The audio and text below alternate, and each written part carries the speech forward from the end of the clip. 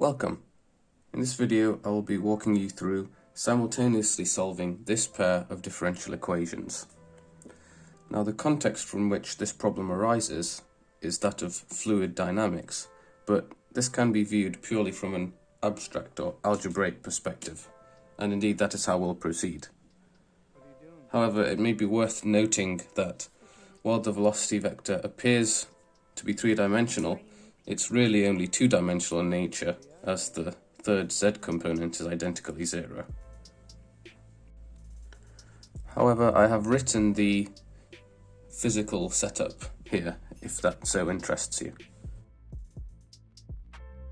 I have now labelled the two equations, equation 1 and 2 respectively, and we will begin by rearranging equation 2.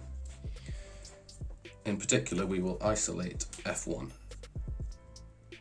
So this is simply done by dividing both sides by the angular velocity denoted by capital omega. So we get this expression. Also, you may want to note that I've swapped the x and y for f1 and f2, so that we can solve these in terms of the same variables easier. We can then differentiate this equation with respect to t. So on the left hand side we get the partial derivative of f1 with respect to the time, and on the other side we get the second order derivative of f2 with respect to time. Sorry, this should have been a t here. Well done if you spotted that. And remember, omega is independent of time as the fluid is in a uniform rotation. So you can just treat it as a constant with respect to time. So we now have two equations, both with the same left-hand side, namely the first order derivative of f1 with respect to time. So we know that this is actually equal to this, as they are both equal to this, so we can simply copy this down here.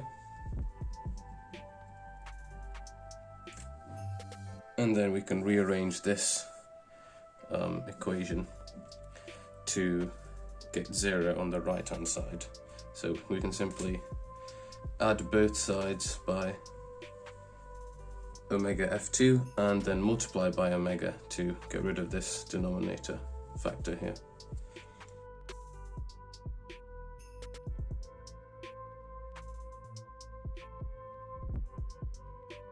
So we've now arrived at a second order autonomous homogeneous linear differential equation, which we know how to solve.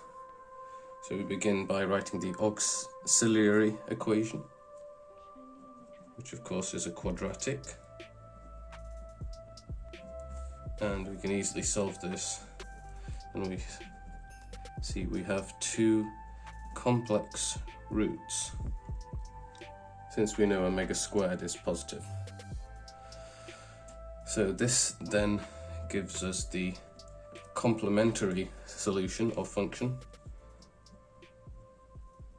That f2 is some arbitrary constant multiplied by sine of omega t summed with another arbitrary constant multiplied by cosine of omega t, and we don't have to worry about the particular integral here, as the second order differential equation is homogeneous.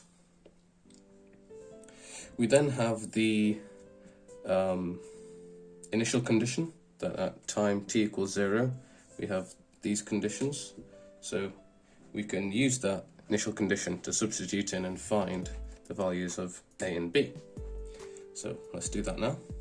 At t equals 0 we know that f2 is equal to x2, which means that since sine of 0 is 0, this term will effectively cancel, but cosine of 0 is 1.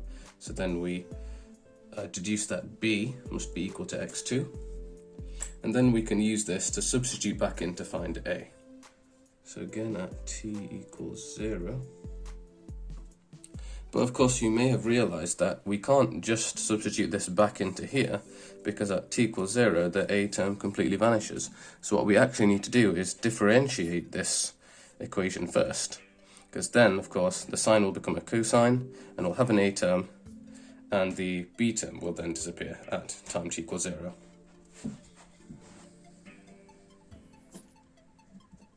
So taking the time derivative, we get an extra factor of omega out the front.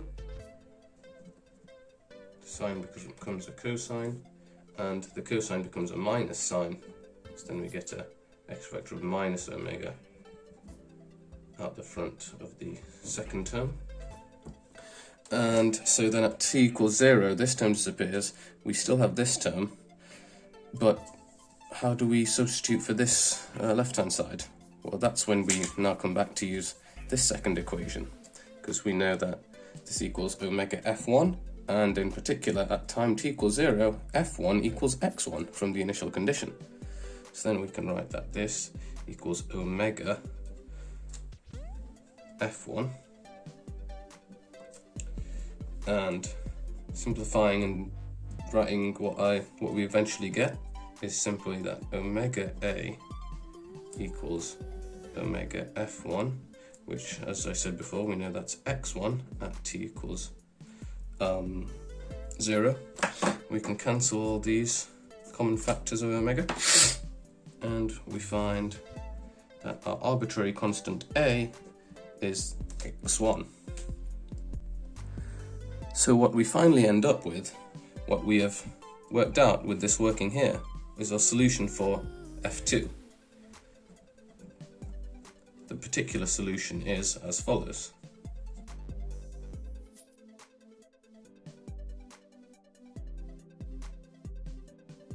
Which is simply this general solution with the arbitrary constants substituted in.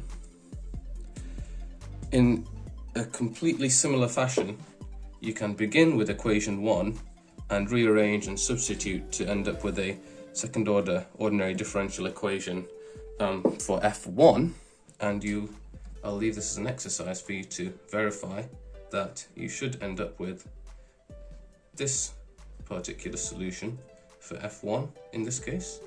This should be in negative. And so these are your final solutions for these equations, but if we go back to the context of fluid dynamics, we want to actually know what shape these particle paths take. And it's a lot easier to visualize these if we simply individually square these paths and add them together to get the full picture.